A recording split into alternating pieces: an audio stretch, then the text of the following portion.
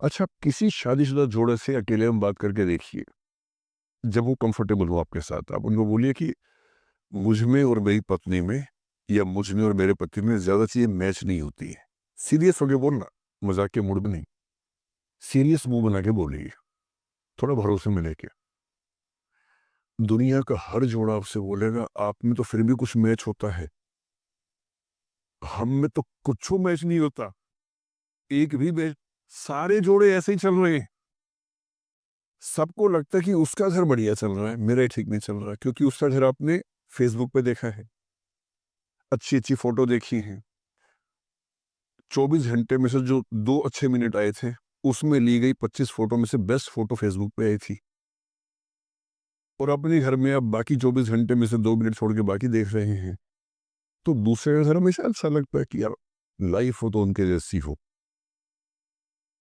तो हमारे माता-पिता भी स्वभाव उनका भी थोड़ा अलग रहा। सबका है, हमारा भी है। तो मेरे पिताजी हैं मस्त मौला आदमी, जैसे कबीर दास एकदम फक्कड़ मस्त मौला आदमी। भाड़ में जाए दुनिया, उस मूड में रहते हैं। नुकसान हो जाए, भाड़ में जाए। गीता का सार उन्होंने अपने मन में बिठा लिया है। उनका बड़े से बड़ा नुकसान हो जाता है तो क्या बोलते हैं, हमारा क्या था, जो लाए थे, जो लिया यहीं से लिया, जो लिया यहीं लिया, साथ लेके क्या जाना है, बात खत्म। कोई टेंशन ही नहीं उनको।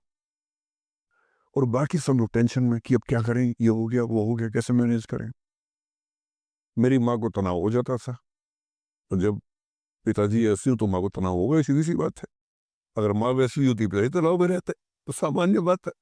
जब घर में एक व्यक्ति मस्त मौला हो तो बाकी लोग तनाव तो फिर बांटेंगे ना आपस में। वो बड़ा तनाव में रहती थी। उनको घर की चिंता, बच्चों की चिंता बहुत सताती थी। पिताजी भी चिंतित थे बच्चों को लेकर, जैसे कोई पिता होता है, पर उनकी नेचर थी कि ठीक है, देख लेंगे जो होगा, अरे देख लेंगे, अरे भाड़ में जाओ, उस मूड में रहते हैं, आज भी रहते हैं। मेरी माँ 73 की उम्र से कुछ महीने पहले चल बसी, उनका जीवन समाप्त हुआ। मतलब मुझे नहीं पता कि जीवन क्यों समाप्त होता है, क्योंकि बड़े बूढ़े कहते हैं कि हर व्यक्ति की सांस का इतिहास है, सांसें लिखी हुई है, ईश्वर ने उतनी सांसें मिलेगी। मुझे बहुत भरोसा इस बात में है नहीं, क्योंकि भगवान ऐसा क्यों करेगा कि जापान में सांसें ज्यादा लिखेगा और अफ्रीका में कम लिखेगा। भगवान ऐसा क्यों करेगा? और अगर सांसें पहले से लिखी हुई है तो हमारी जीवन प्रत्याशा क्यों बढ़ती जा रही है? अगर सांसें पहले से फिक्स हैं तो आजादी के समय से लेकर आज के 70 साल में जीवन प्रत्याशा लगभग 2.5-3 गुना बढ़ गई। और हम ये भी कहते हैं कि लोग खराब हैं। अगर लोग बुरे हैं तो जीवन छोटा होना चाहिए कर्मों के हिसाब से। लोग खराब हैं और जीवन बड़ा होता जा रहा है। तो मुझे उन मान्यताओं में बहुत भरोसा है नहीं कि सांसें लिखी होंगी। अगर सांसें लिखी होती तो मनुष्य की औसत आयु 25 साल से ऊपर नहीं होनी चाहिए थी, 25-30 मैक्सिमम। और हम 70-80 साल धूमधाम से जी रहे हैं। इसका मतलब है कि ये भगवान से ज्यादा इंसान ने लिखा है, मेडिकल ईस्ट ने लिखा है, वैज्ञानिकों ने लिखा है। और मैं ऐसा व्यक्ति हूं, मैं बहुत धार्मिक व्यक्ति हूं नहीं। और मैं इसको छिपाता भी नहीं हूं। मैं बहुत छिप छिप के बहुत जी लिया। अब मैंने ठान लिया कि मैं जैसा हूं वैसा रहूंगा। ना मुझे किसी पार्टी से मतलब है, ना किसी विचारधारा से मतलब है। मैं विचार वाला आदमी हूं, धारा वाला नहीं हूं। जिसको धारा में बहना है बहे। हम तो अकेले चलेंगे, विचार के साथ चलेंगे। जो ठीक लगता है वो बोलेंगे और वैसे ही रहेंगे। हाँ, गलत बोलने से बचता हूं। किसी के बारे में गलत बोलना मुझे अच्छा नहीं लगता है, लेकिन जो सही लगता है वो तो बोलूंगा ना भाई। मेरे पिताजी 81 साल के हैं, अभी 81 साल के हुए कुछ दिन पहले। और एकदम मस्त मौला आदमी है, मुझसे ज्यादा युवा है। मैं 50 साल का बूढ़ा हूँ, वो 81 साल के युवा है। उनके चेहरे की चमक, मतलब कई ट्यूबलाइट फेल है उनके सामने। ऐसी चमक चेहरे पर रहती है।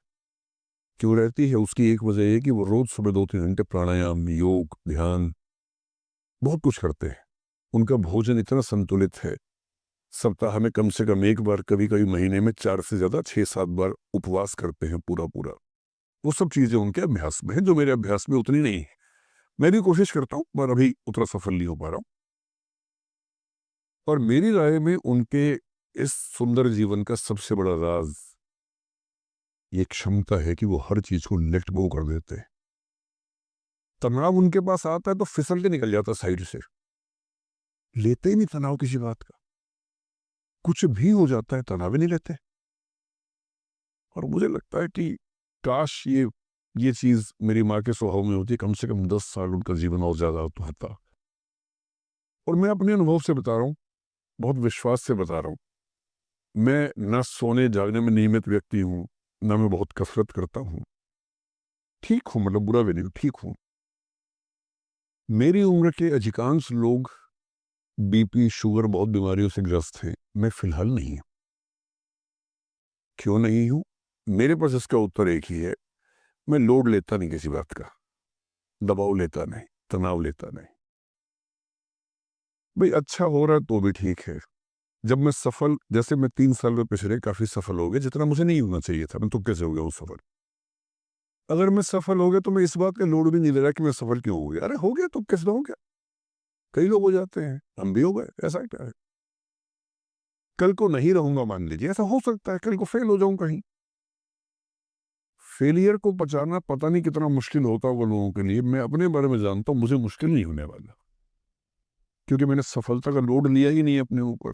विफलता मुझे क्या प्रभावित करेगी, बहुत फर्क नहीं पड़ता है।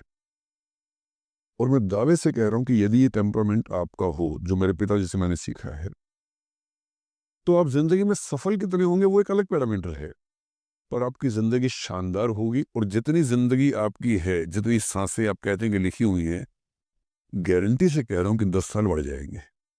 कुछ और लोगों के आप कम कर देंगे अलग बात है, लेकिन अपने 10 साल बढ़ा लेंगे। इसलिए ये सीखना बहुत जरूरी है कि कैसे लेट गो करना है जिंदगी की चीजों को। 3-4 प्रसंग होते हैं। एक होता है कि आप किसी को बहुत चाहते हैं पर वो आपको नहीं चाहता। आपकी उम्र में ये सब तो खेल होता है, और क्या खेल होता है। मेरे घर में 2 बच्चे हैं 17 साल के, तो मैं उनको देख के समझता रहता हूँ। वो मुझसे छुप छुप के किसी से बात करते हैं और मैं छुप छुप के सुन लेता हूँ। तो उन्हें नहीं पता, मुझे तो नाम भी पता है किससे बात करते हैं, एक आध का तो एड्रेस भी पता है मुझे। पर मैं तो बच्चों को बोलता हूँ कभी जाना वाना हो तो मैं ले चलूंगा, चिंता मत करना। बोल देना कि ड्राइवर साथ में आया है, टेंशन मत लेना। तो मेरे तो बच्चे मेरे दोस्त हैं, मैं तो बड़ा दोस्ती के भाव में रहता हूँ। मेरा एक ही बेंचमार्क है कि वो जिस उम्र में जैसे हैं मैं कैसा था, और वो मुझसे अच्छे चल रहे हैं। उससे ज्यादा उम्मीद मुझे करने में नहीं चाहिए। मैंने जो कुकृत्य 8वीं क्लास में किए थे, उन्होंने 11वीं क्लास में किए, तो बहुत है।